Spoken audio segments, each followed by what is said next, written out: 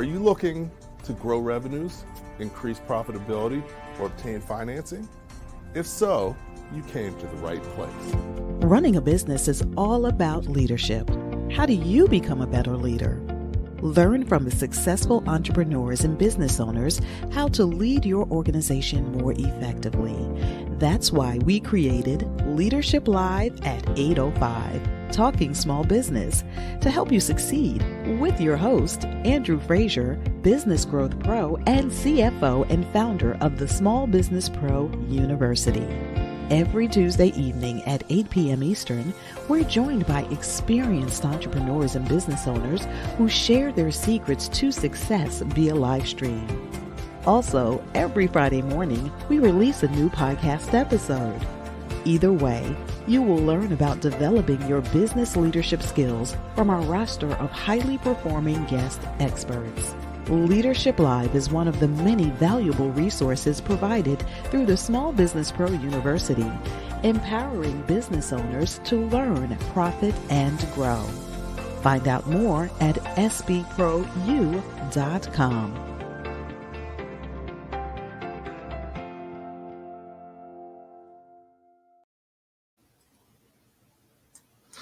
Good evening, everyone. Welcome to Leadership Live at 8:05. Again, my name's Andrew Frazier, and I'm your host, and look forward to talking small business. As you may know, every week we get together with a different business expert talking about key things that you as a business owner need to know.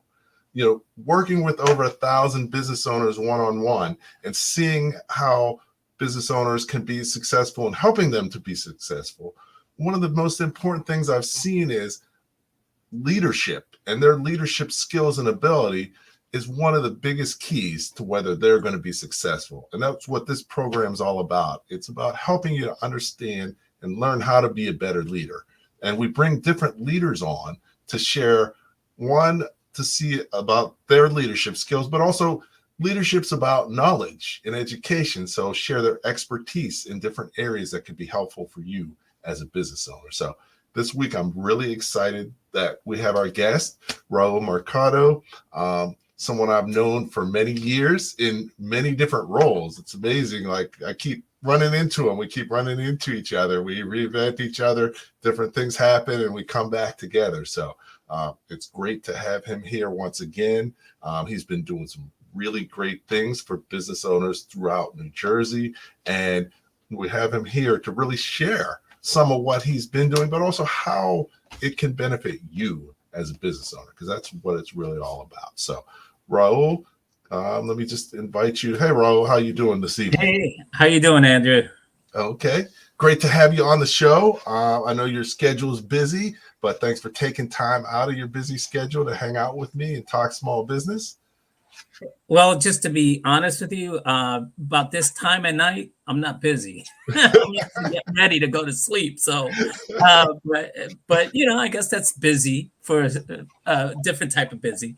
Well, but yeah, but for making time, you know, you got a lot of different priorities. You got a family, you got other things. So, you know, definitely your time's valuable.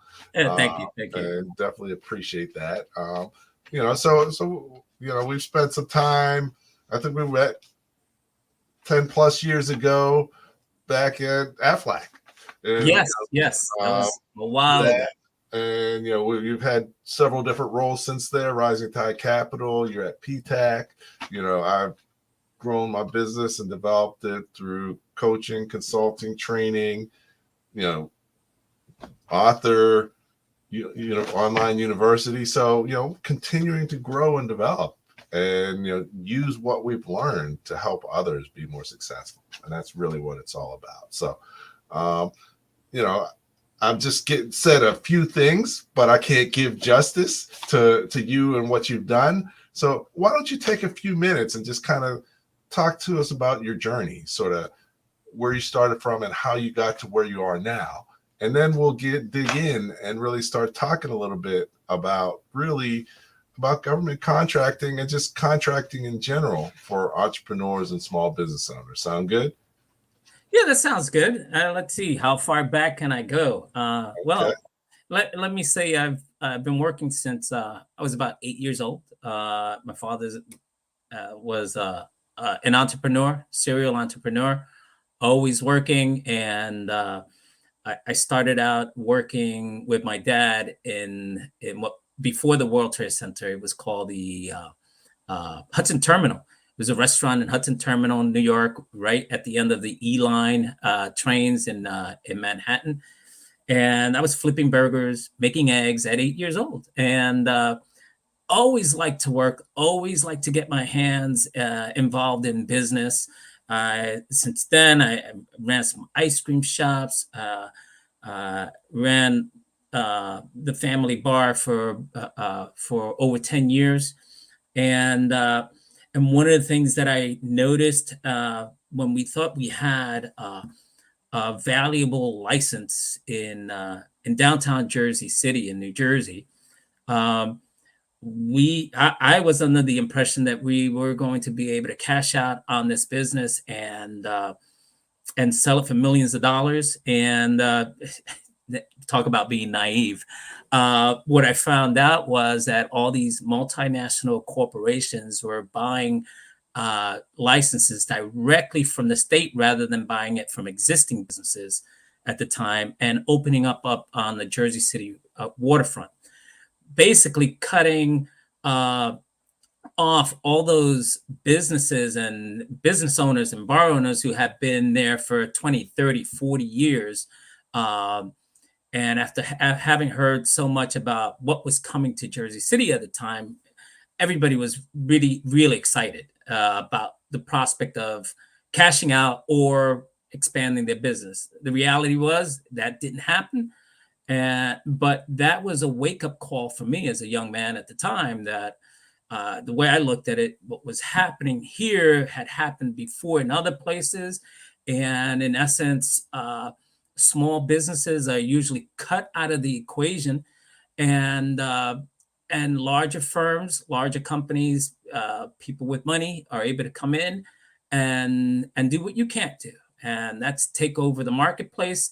And so there, that whole experience opened up my capacity to start doing some webinar. I mean, there were no webinars back in the early 90s, doing some training, conferences, and connecting small businesses to procurement opportunities with large government primes and government entities. So that grew from there. I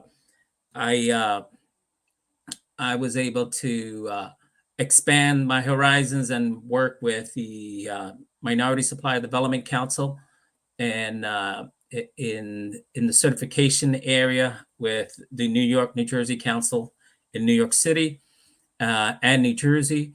And from there, I ended up working for a large pharmaceutical company that eventually merged with Merck, and I was the head of supplier diversity for Shearing Plow throughout the U.S. and Puerto Rico. So what I have to share today is a little bit of my experience from the private sector, my experience as an entrepreneur, and the experience that my family has had as an entrepreneur, and where that can take you if you focus your energy on the right path. And it's not always a clear path, as you mentioned, Andrew. You know, we've since we've met, there have been a number of different iterations on it for our own selves. Right. You know, and as a result, we've been able to create some things or tap into resources that have been very beneficial to not just the small business community here in New Jersey and this region, but to larger firms that are looking to do business with qualified small and diverse vendors. So here I am today. In early March, I will have been at the helm of the New Jersey Institute of Technology Procurement Technical Assistance Center for 6 years. And the PTAC is one of about 95 to 100 PTACs throughout the U.S. And what we're focused on is assisting businesses through the government procurement process. And when I say government procurement, we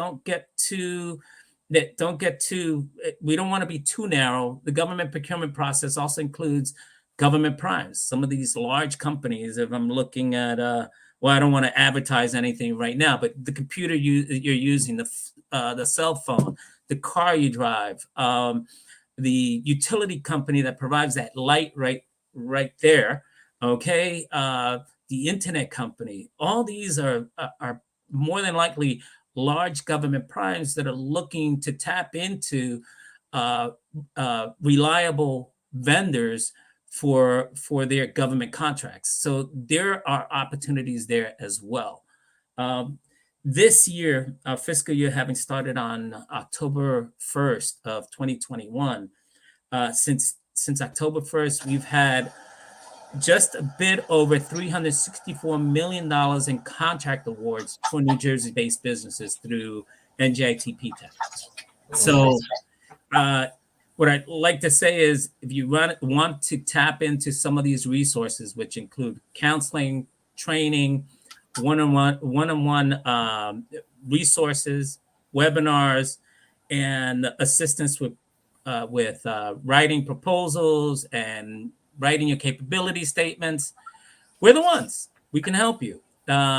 Just send us an email at ptac@njit.edu, and we can help you get started. Okay. So, no, I mean, definitely we got you on here because you guys do some great stuff. And, really procurement can be very challenging and daunting, especially for entrepreneurs and small business owners. And, and it's its own world. So, hopefully you can give us a lens into that world and see, how we might be able to navigate it better and, be more successful as a result. So, but before we get into that, you mentioned a couple key things. You started young. I started in 4th grade with the paper route. And my grandfather had a dry cleaning business. I never worked in the dry cleaning business, but my mom did, and her brothers and sisters. And his son bought it, and now my cousin has it. So it's been open for like 91 years. Wow, it's crazy. Wow. But small business can be like that. It's a family business, and but so. Definitely, you learned some key things, and you've seen procurement on different levels. Yes. You through NMSDC as a corporation, as a small business, in PTAC. So you have a unique perspective on kind of how it works and where it fits together. So we want to delve into that, and one of the key things is understanding.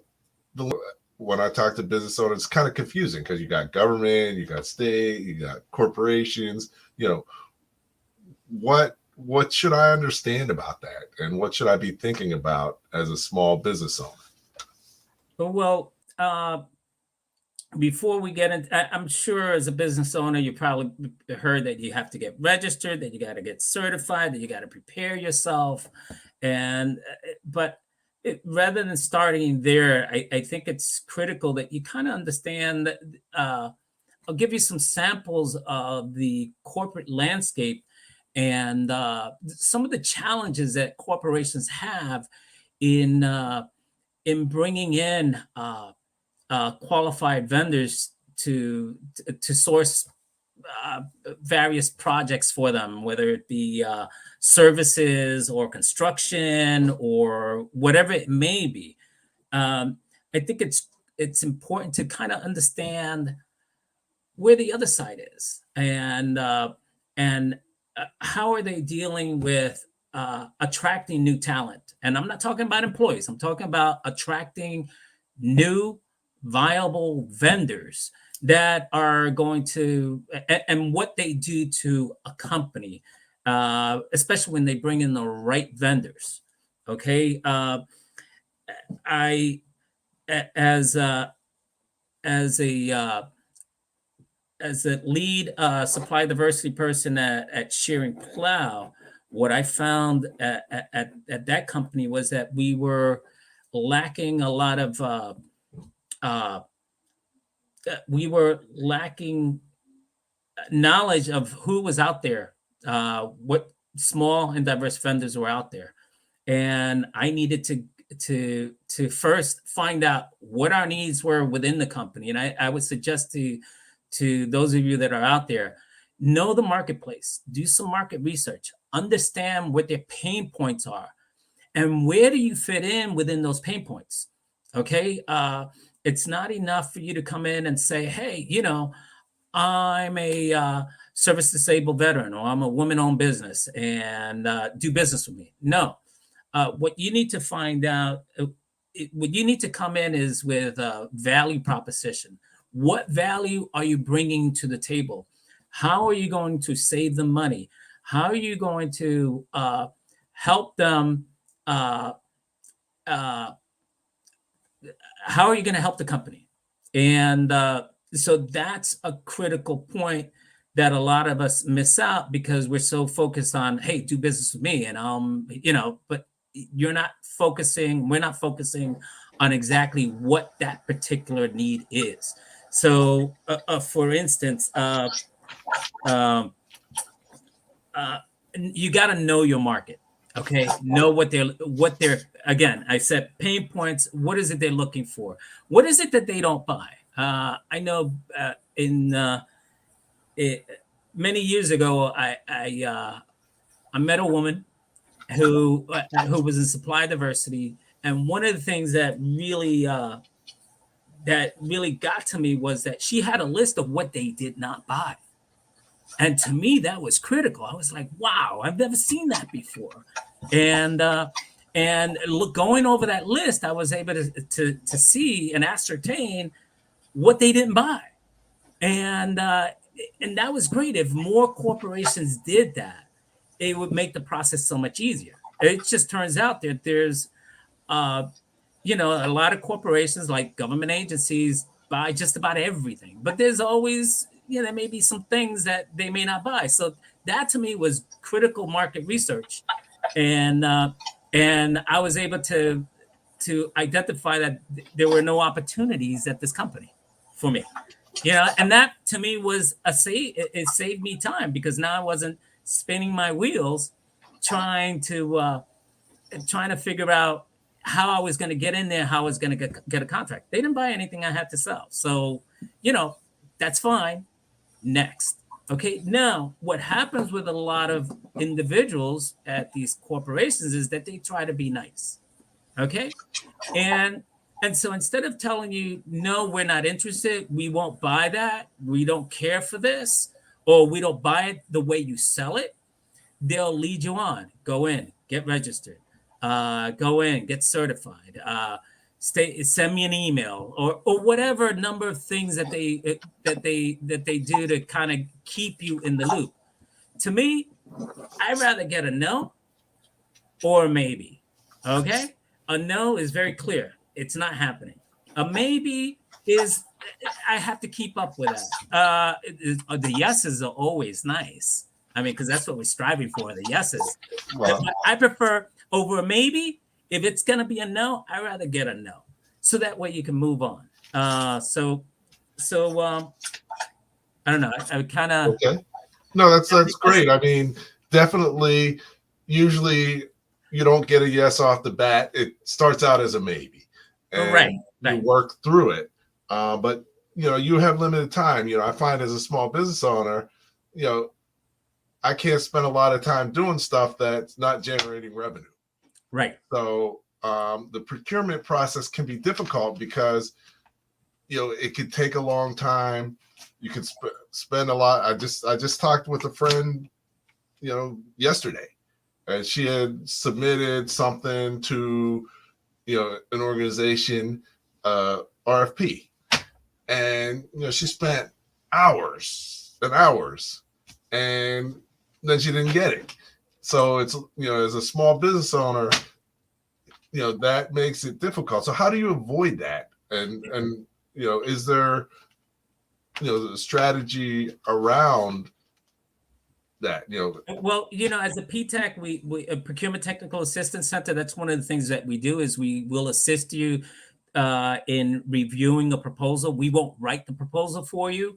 We won't craft it for you, but we'll give you a heads up. We'll review the RFP and also review your proposal before you submit it. But before we get to that proposal writing piece, you need to be very clear as to whether you qualify for this or whether it's something that you want to take on as a project. Because usually when an RFP is put out, you have, if you're lucky, you have several weeks to put it together. Okay. So what's several weeks worth to you and your organization? If you're a one person or two person shop, that's going to take a lot of resources. But even if you are a larger shop and you have a good team backing you up, it could cost tens of thousands of dollars to put a proposal together. So before you start putting a proposal together, I would suggest that you read it once, you read it twice, then you read it a third time. By the third time, you're kind of getting a feel for it, and there may be some red flags already. And you're like, oh, well, I don't have this particular certification. I'm not talking about diversity certification necessarily, but it could be, maybe they want you to have an industry certification, or you need to be a Microsoft certified vendor, and you don't have those particular things that they're talking about in the RFP. If you don't have it, now's the time to back up before you start putting time, money, and effort into writing a proposal that more than likely you're going to fail. Okay, so the way we look at it is read it multiple times, 3 or 4 times, understand if this is something that you want to go after, then you start writing the proposal and you start responding to it. Now, with proposals, you have to be very careful, because I've worked in my line of business. I've had numerous RFPs that I've responded to, and I think that if you spend any amount of time responding to RFPs, you'll find that some RFPs, for the most part, if you're dealing with reputable companies, they're straight out, they're looking for a vendor. But there are some companies out there that will take advantage of the RFP process to try and get information, market information as to how they can do things. And I've run into that more than once. Okay. And my response has always been, once we get engaged, we can go into the details. But this is a big overview of what we can do. And this is our track record. This is what we've done in the past, and this is what we can do for you. But don't get into the details as to how it is that you're going to do that. If there's any company that's fishing for information like that, your best bet is probably to just back off. And I say that because sometimes we're so hungry for the business, we'll give them the whole kit and caboodle, and then you turn around and you look, and it's like, wait, somebody else is doing what I put on the proposal. So be careful with your proposals. So no, I mean, definitely as a business owner, especially in the service businesses, it's easy to give away too much so they don't need you. But it's also, you got to give away enough or tell them enough to know that they need you. So it's a delicate balance, Right. But definitely see where you are on that. So now, are there companies that shouldn't be looking to contract? Like, if you're a single person company, should you even be trying to do contracting at this point, or do you need to be bigger? How do you evaluate whether you're ready? Well, what's your track record? What have you done in the past? Let's say as it's kind of hard for me to give clear cut and say as a one person show you should not. It really depends. Let me just say in what I've experienced is that there are some people that just starting a business, but I'll give you for instance a firefighter who has handled hazmat materials for 15, 20 years, retired from the fire department, and now is looking to go into the private sector. Okay, he or she may have contacts, does have contacts in the industry, corporations, companies, small firms, service providers that can work with him and collaborate with that particular company. I would say, although it's a startup, maybe they're more prepared to take on new projects than someone who's just coming out of nowhere and has no experience. So just because you started your business yesterday doesn't mean that you're not ready to do business, because you may have the connections and the wherewithal to compete in the marketplace if you already understand the marketplace. So I think that's critical. Okay, no, that makes sense. And one thing that's key is relationships are everything. So absolutely, in contracting, should you apply to things that you don't have a relationship with? And also on the converse side, how do you build a relationship with potential contractors? It's the chicken or the egg thing. What comes first? Let's just say I lost my train of thought. What was the question again? Sorry, Andrew. Okay, no problem. So relationships are really important. Yeah. So how do you build these relationships so that you can be more successful in contracting? Who should you reach out to, and what should you? Well, relationships are basically what you make them. In any there's a give and take in relationships, like any type of situation, whether it's personal or business relationship. There's transparency that is critical. When you start working with people kind of know who's out there to take advantage of folks, and people also know when people are genuine and they're actually really trying to help or be a part of the solution, rather than taking all the time. So I would say relationship building 101 is critical to anyone's success, whether it's in business or in your personal life. I think the more you give, and that's what I found in my life and in my career, is that the more I give, there's some people who take advantage of that and have taken advantage of me, and that's fine. But in that giving phase, you find out who's really genuine and who's willing to partake in a give and take. And just because I offer you up an opportunity today doesn't mean that I need to, take advantage and get something from you tomorrow. And it may never come from you. But what you want to build are genuine relationships. Be humble and try to give the best of yourself. And things tend to kind of come around, and you're able to partake in what I call that give and take of relationship building, and being able to grow your business and grow your because it's not just about growing your business, but it's also about growing your what's it called? Your reputation. I think your reputation is critical.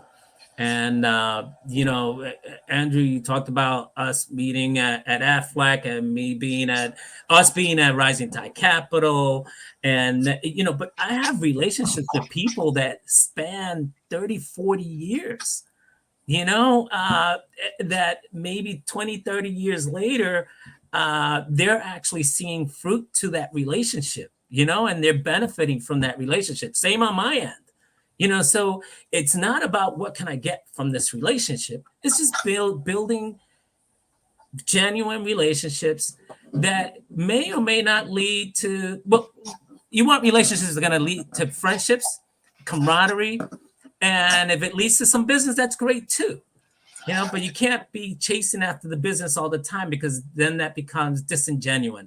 And to me, I don't think that really works, because people could see through that. If you're just, responding and you're helping me out just because you're trying to get something out of me, that doesn't resonate very well with most people. Okay. No, definitely. Build relationships. One of the key things I talk to business owners about is Dale Carnegie. He's like the relationship expert. Right. And his stuff is simple, classic, and it works. So if you haven't ever read the book, How to Win Friends and Influence People, as a business owner, you need to know that, because that's your job, is to build relationships and influence people in a positive way to do business with you, and to make good decisions, and to help them. So definitely that's key. You mentioned earlier about it's important to have a value proposition, and not only just have it, but be able to communicate it, because many business owners do a terrible job at that. And what are some strategies for being able to communicate your value proposition and highlight it? Given, what are some bad things you shouldn't do? What are some things that you should do? Well, I think value propositions, I'm not an expert, but I'll tell you one thing: it's not a cookie cutter approach to dealing with people or corporations or contact. I think value proposition really works when you understand your market and who you're talking to. And that's not always possible. But let's say you go to a conference.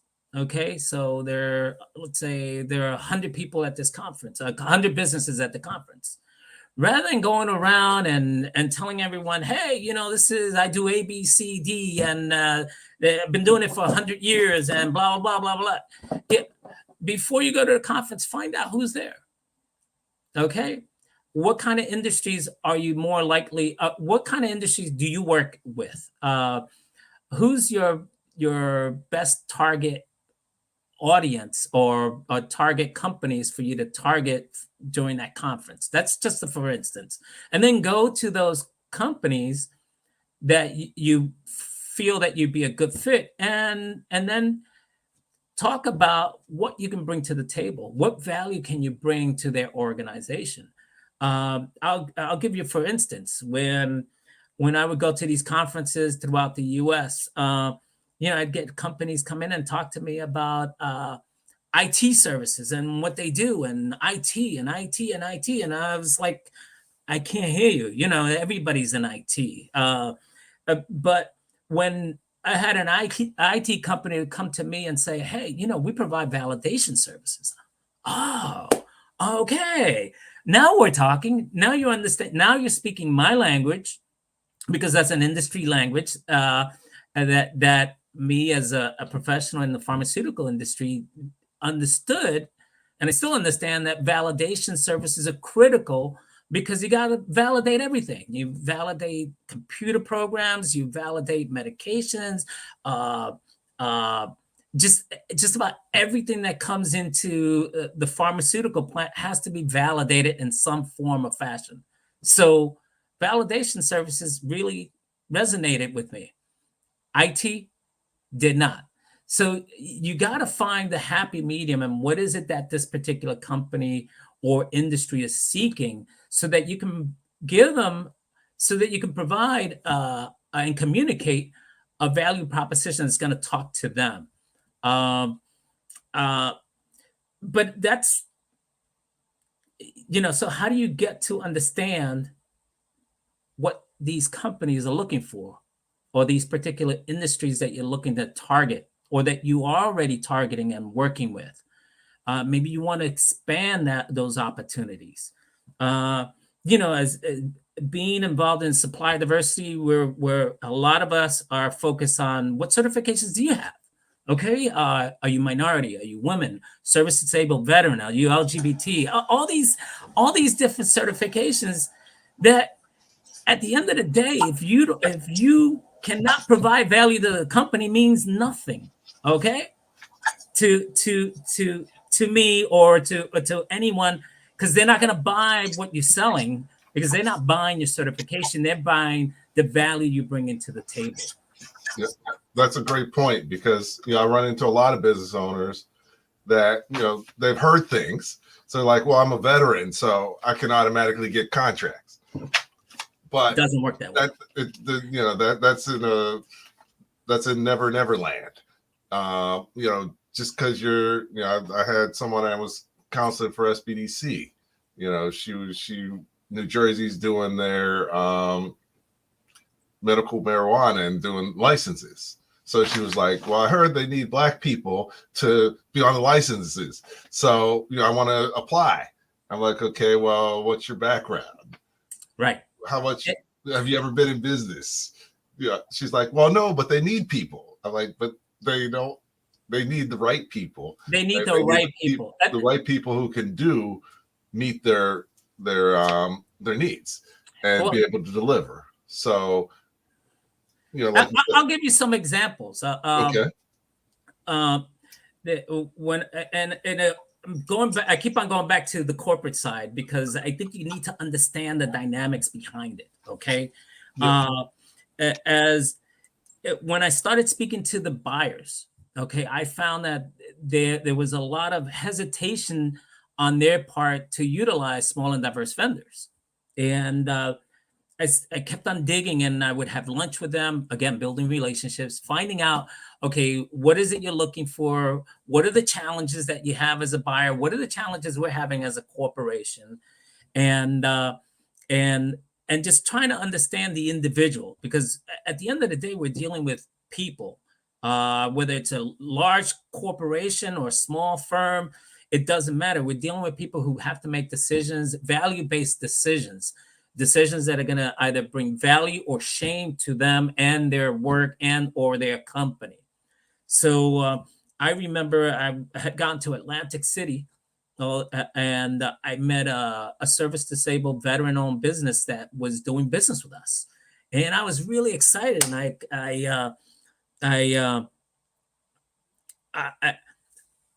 he's coming out of the bathroom. I'm going into the bathroom, and hey, Bob, I met so-and-so, and I hear they've been doing business with us for about 10 years, and I'm excited. And I want to talk to you about how we can expand opportunities for this company. So I come out of the bathroom. There are about 4 or 5 buyers waiting for me outside the bathroom. I felt like I was in high school. This is really funny, but it was kind of surreal, let's say. And when I come out, they start explaining to me why working with this vendor did not make sense. They had met with the vendor multiple times over the last couple years. The vendor was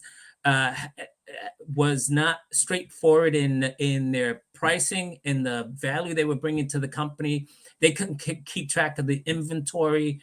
And there were so many things wrong with this vendor that they had just had a meeting in the previous days to cut that vendor off. And I'm thinking, this is like a $2 or $3 million buy, and that's going to hit my department pretty hard. But I was new, and I was like, well, if they're not working for the company, then you need to do what you got to do, and you got to cut them.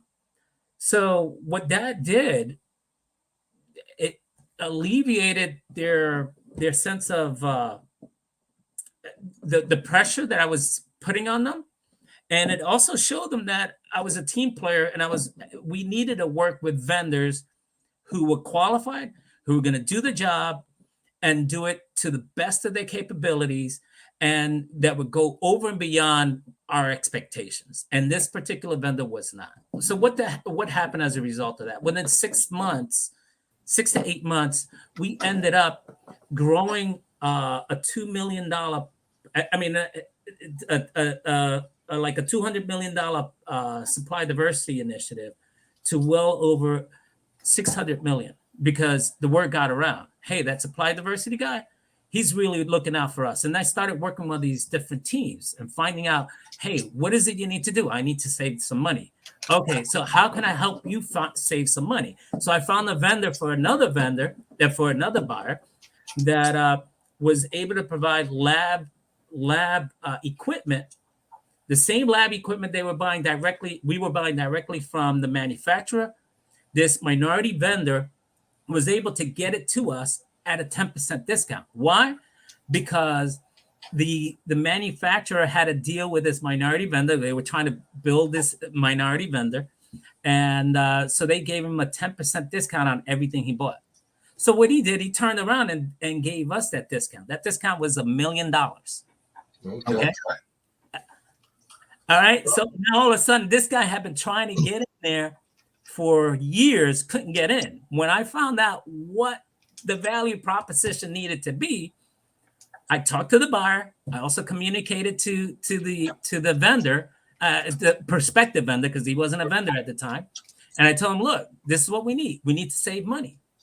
Okay. And that's what we did. And that was a nice buy and awesome savings that the buyer was able to say to his boss, hey, we saved $1 million on this buy. So, okay. So it's got to be a win-win across the board. It has to be. And it's about communication.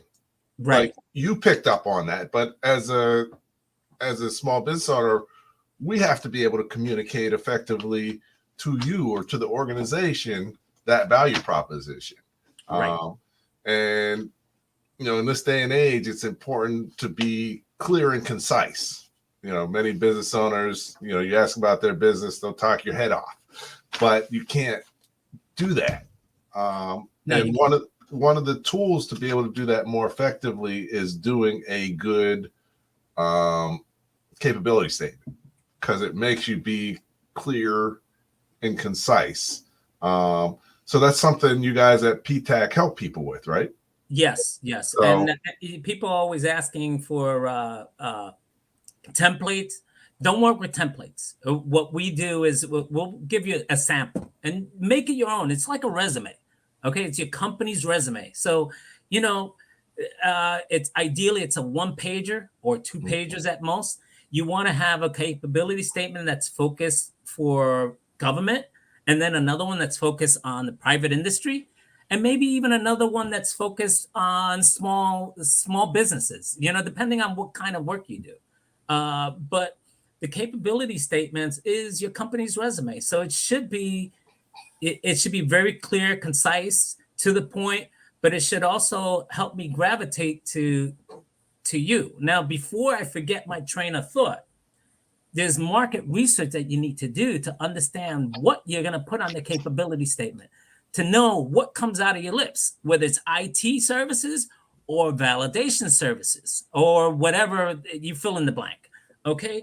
Now, a lot of businesses, and I know I've made that mistake myself in the past, but we focus on the certifications, we focus on the SBDCs, we focus on what the PTAC can do, we focus on what Andrew can help us with, but we're not doing what we should be doing. And it's like going to those places where your competitors go, going to those places where you're going to be able to get a competitive advantage. And where are those places? Usually they're trade shows. Okay, every industry has a trade show. They have trade show events. I would suggest that you spend some time, effort, and money attending these shows. I'm not suggesting that you should start out with your first show and go to Las Vegas and set up a booth for $10,000, $20,000. That's not what I'm suggesting here. Okay, what my suggestion is that you go to the show. Just walk it the first year. If you're in business, you're in it for the long haul. Find out what your competitors are doing. What's coming down the pike? What are your customers buying? What is your competitor or potential partner in business? Okay, because your competitors are not always competitors, that you can join forces. And there's something that Andrew does better than I do, but I do this better. And so if we join forces, now all of a sudden it's like we got a winning team. So you got to look at it that way. Okay. So going to these events really helps to set you apart, because not everybody goes to them. And I would suggest going in, instead of just going to the trade show, invest some money and go to the entire show. Go to the dinners, go to the lunches, go to the workshops, because there you're going to learn some things and you're going to pick up some things, and you're also going to meet some potential clients, collaborators, and that's where the strength of this network that you're building and those relationships comes from. And you're able to get that market research in one spot. So, but a lot of companies, what they do is they go to the trade show, and they're only doing the trade show, and they're going from one table to the next, to the next, to the next. That, to me, doesn't really work. And I'll tell you from my personal experiences, when I come in and I meet Andrew at a conference, and I saw him at the bar last night. We were chatting, said a couple words. And then, but today we're sitting in the back, or we're sitting next to each other, and we're chatting. Now we have lunch, and now I'm getting to understand Andrew a little bit better. He's getting to understand me better. And maybe Andrew is not the right fit for me, but Andrew knows Jane over there who can help me, and now all of a sudden you start networking, and things start to happen. But that doesn't happen when you're going from one booth to the next, to the next, to the next. You have to build the relationships, and it's a process. It takes time, but you can do that. But you need to go to your industry events in order to find out how you can tweak what you're selling to meet the needs of those clients and prospective clients that you have coming, that you want to build a relationship with. Okay. No, that's a great point and great idea. Definitely, you need to know your competition. They need to know you. You have to be in the industry circles for people to know you, like you, and trust you. Because, right. And then also, you, like you said, you can craft your pitch based on how you're uniquely different from your competitors, and right. why your value proposition may be a better solution. So, love the show, but it goes so fast. We're already getting pretty close, but we do have a great question, and I think wanted to save it for now, because it's really about speaking to how someone can connect with PTAC and really start the relationship and get support. So what would you say? Okay, well, because there are about 100 PTACs throughout the U.S., and I'm not sure. I'm sure that your reach is beyond our reach here in New Jersey. It goes beyond. I would say that you reach out to your local PTAC. If you're in New Jersey, you can reach out to us directly at ptac@njit.edu. That's PTAC at njit.edu, but this is our URL, njit.edu/PTAC, for more information. But if you're watching this from some other place, some other location outside of New Jersey, there's a local PTAC in your area. Reach out to do a lookup on PTAC and reach out to them. What I would suggest is at least you'd have to register with us. We're funded by the Department of Defense through the Defense Logistics Agency. So just tap into your local PTAC. If you're from South Jersey, yes, it's someone from South Jersey. That's us. PTAC@njit.edu. That's our general mailbox. And if you're saying that you need some technical assistance, would like some more information, then we can get you started. You'd have to get registered with us so that we can begin to help you and provide technical assistance. Excellent. So, yeah, and I know that we've been talking, And, given the pandemic, it's been a challenge for many businesses, but, whenever there's challenges, there's opportunities. And, I was excited to hear about some of the ways that you've been really able to, even help more people better and faster as a result of the pandemic. So talk a little bit about what you guys are doing to really make even more of a difference now.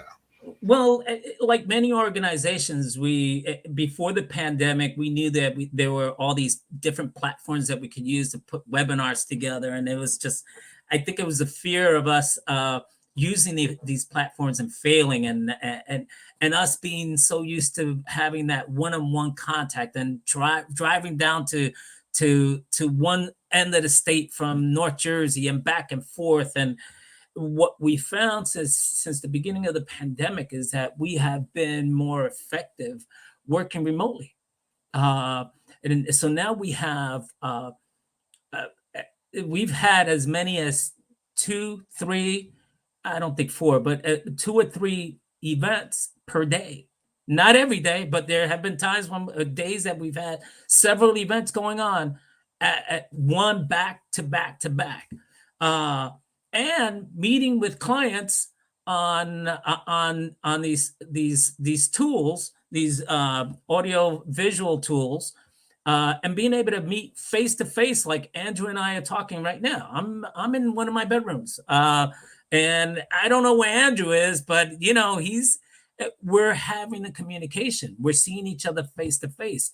It's been more effective for us to do things remotely. It's saving us time on travel, time on, it's just been so cost effective, and not just cost effective, but it's also been a very effective tool for us to do more with what we have. And I'm really excited about, I think we're all excited about getting out of this COVID situation. But I don't think that business or industry is going to come back like it was before. We're going to pick and choose where we're traveling and how we're meeting with people. And this is good because it's going to be more effective and productive. Thank you, YGL. Hey, definitely. So, so that's excellent. So before we close out, I always ask people to, we talked about a whole bunch of stuff, but really boil it down to 3 key things that me and our listeners as business owners, what should we do tomorrow or even tonight to really position ourselves to, to really start down the road? Where should we start? So before you answer that, I'm going to give you a second to think about it. But I also want to let people know that, one thing that we do for the past 10 years now is had the Power Breakfast for entrepreneurs and business owners, and really had an opportunity to do some great things. And, over those years, we've had over 1,000 people attend and help people get access to tens of millions of dollars in capital and in economic opportunities. So we brought the Power Breakfast back in last October and had a really good event and did it live. And our next one, we're going to do March 24th. So any of you who are in the Jersey area or want to just come to the Jersey area, we're doing a full day event and it's really powerful. And here's a quick video that will just tell you a little bit about what it is. And then we'll come back and close out with Raul, and he's going to tell us, what should we do tomorrow to really move forward in terms of being able to prepare ourselves to get contracts easier and faster. If you are looking to increase revenues, improve profitability, and or obtain financing for your business, you need to check out the Power Breakfast and Small Business Pro conferences. My name is Andrew Frazier. One of the things we're here to do is supercharge your day. Today's Power Breakfast has really been a phenomenal experience. I think it's exactly what business owners need, some true guidance of people who are genuine and really are leading them in the true direction of business growth and expansion. The Power Breakfast is so important for the entrepreneurial community because it gives the various business people who come together an opportunity to interact and also do some business. These events, hosted by Andrew Frazier, President and COO of Small Business Like a Pro, will supercharge your day.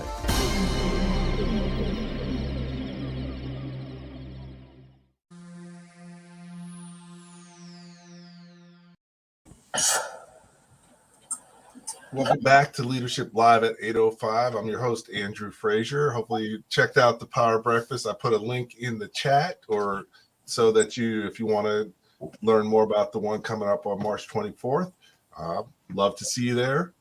And, Raul, I know Raul's been to many back in the day. And, definitely it's meet and connect with a lot of great people there. So we covered a lot of stuff, and definitely the topic was how to successfully navigate the procurement process. So what should we do starting tomorrow to be able to be more successful with procurement? I would say that you need to tap into the appropriate resources. First of all, go to the Power Breakfast on March 24th. Okay, it gives you an opportunity to kind of, especially since we've been locked up for so long, and things are starting to open up, meet some people that want to just go out there, be open about it, and meet some people.